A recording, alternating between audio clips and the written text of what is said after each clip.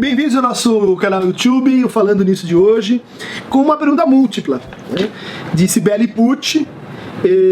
Christian, gostaria que você falasse um pouco sobre o processo de formação do psicanalista. Essa pergunta também apareceu a partir do André Avelino, da Mariana Campos Carvalho, da Cá e da Bruna Alves. Uma pergunta então sobre como alguém se torna psicanalista, né?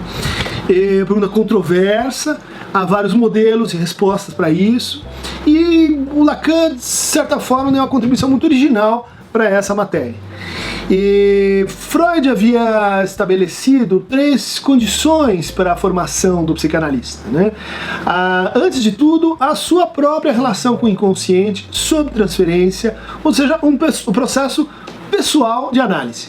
Cada um leva a análise dos seus analisantes até onde foi a sua. A gente pode ler livros, a gente pode estudar o assunto, mas é por um processo de transformação pessoal próprio que a gente pode ajudar, repetir esse processo do outro lado, ou outras pessoas a também fazerem essa exploração, essa aventura com o seu próprio inconsciente. Então essa seria a condição fundamental, a condição elementar para qualquer um que queira se tornar psicanalista, fazer uma análise. O Freud dizia aí, dentro da análise, ou como processo que leva à análise, a atenção aos próprios sonhos é muito importante. O segundo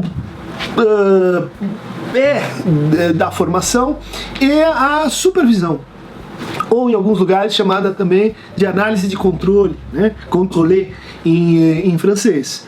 Isso envolve então o compartilhamento das dúvidas, das questões, da problemática da condução dos casos, dividida com um psicanalista em geral mais experiente, mas isso não é necessário, né?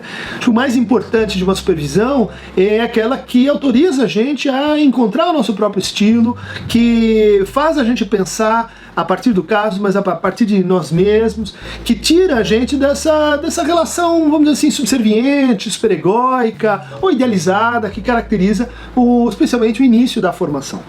O terceiro ponto desse tripé é justamente o estudo da teoria, né? Então, a análise dos conceitos, análise evolutiva ao longo da obra dos grandes autores, mas também nesse campo vasto, intrincado e com já mais de 120 anos de idade, que é a psicanálise. Então, o estudo teórico toma muito tempo, envolve uma dedicação continuada, principalmente porque não se trata apenas de uma absorção assim cognitiva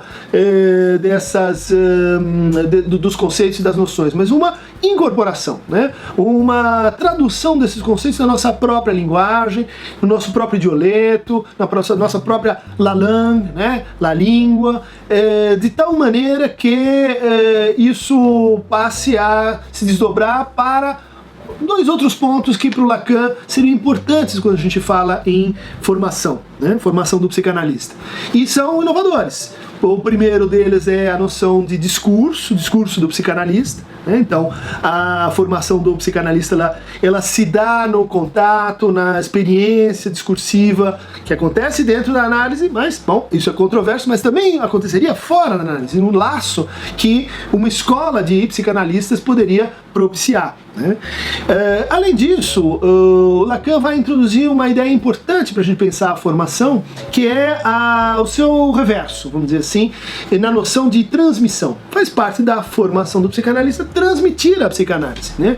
A transmissão da psicanálise se dá então no divã, se dá também então no ensino da doutrina, como chamava o Freud, se dá nas supervisões, se dá em trazer a psicanálise para a polis, trazer a psicanálise para o espaço público. A formação é um grande desafio, porque ela é a formação de um desejo. Como a gente faz para que um desejo de psicanalista, numa ética que seja própria a esse desejo, que Lacan chamou de ética da psicanálise, né? Então, não ceder do seu desejo, expandir o universo da falta, experienciar esse universo trágico, né? Que é o próprio da ética da psicanálise e do desejo do psicanalista, levar a sua relação com a castração até um certo limite, que o Freud chamava de rochedo da castração, que Lacan chamava de travessia da fantasia, e essa viagem, né, no seu conjunto a gente chama de formação. Isso pode acontecer então em escolas de psicanálise, né, esse conceito, né, de escola de psicanálise proposto pelo Lacan, envolvendo então a formação de cartéis, que é um espaço excelente, muito interessante para se aproximar do discurso da psicanálise, né? 4 pessoas se escolhem livremente e escolhem alguém que vai fazer essa função de mais um, né? Que é de lidar com as crises que vão surgir no processo e de ajudar a transmissão ou endereçamento daquele produto do cartel que se encontra em torno de um tema, de um livro, de um autor, a ser transmitido para o conjunto da escola, né? A noção de passe, né? Esse testemunho que aqueles que querem dão sobre sua experiência analítica e que depois pode levá-los à condição de analistas de escola, que vão criticar, essa é a função principal dos AEs, né? O laço e a forma como a transmissão está ocorrendo. É uma outra novidade, uma outra ideia importante que o Lacan vai trazer para a formação do psicanalista. É importante distinguir, então, a formação do psicanalista como o quê? Como um trajeto ético, né? Um trajeto ético é essencialmente um trajeto não normativo, é um trajeto que não vai passar necessariamente por cursos, por certificados, por carteirinhas, mas é uma experiência que cada um vai fazendo com a sua falta, com a sua castração e com a formação do seu desejo de psicanalista. Então se discute bastante que tipo de universidade a pessoa precisaria fazer para se tornar psicanalista. Bom, é desejável que ela tenha algum repertório cultural, alguma experiência de vida, inclusive, mas isso não é específico, não precisa ter feito um curso de psicologia, ou de medicina, ou de direito, ou de letras, ou de ciências sociais, e assim por diante. Então é uma relação contingente, né, entre a formação, que a gente chama de formação assim, da educação, e a formação no sentido mais forte, mais fundamental, né, de invenção de um desejo no quadro de uma experiência, de um laço social, a escola de psicanalistas, e o laço social que ela permite. Então, uma ideia fundamental para a gente pensar em formação, principalmente hoje, é de que ela começa por essa intuição de que cada um é responsável pela sua formação. Cada um, quando escolhe um livro, quando escolhe um supervisor, ou quando deixa de escolher um supervisor, ou quando deixa de frequentar uma escola, um conjunto de estudos, a pessoa está lidando ali com a responsabilidade que ela se cria para se formar. É por outro motivo que Lacan vai revolucionar a psicanálise dizendo que o psicanalista não se autoriza senão de si mesmo, né? Então esse desejo, que é o que fundamenta a sua prática, é uma decisão própria, uma decisão que passa em paralelo com os estágios de graduação, com os cursos de pós-graduação e assim por diante. Recentemente se discutiu também uma possibilidade de que existiria uma espécie de suplemento, né? Suplemento é uma coisa não necessária, é uma espécie de a mais, desejável às vezes, mas não necessário.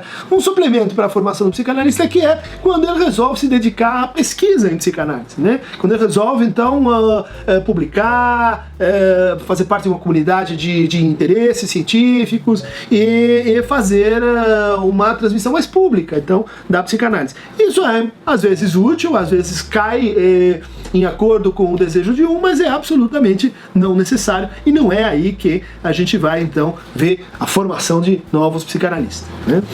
Para desenvolver essa ideia da formação do psicanalista, eu mencionaria um trabalho que está nos outros escritos, chamado A Proposição de 9 de outubro de 1967, sobre o psicanalista de escola.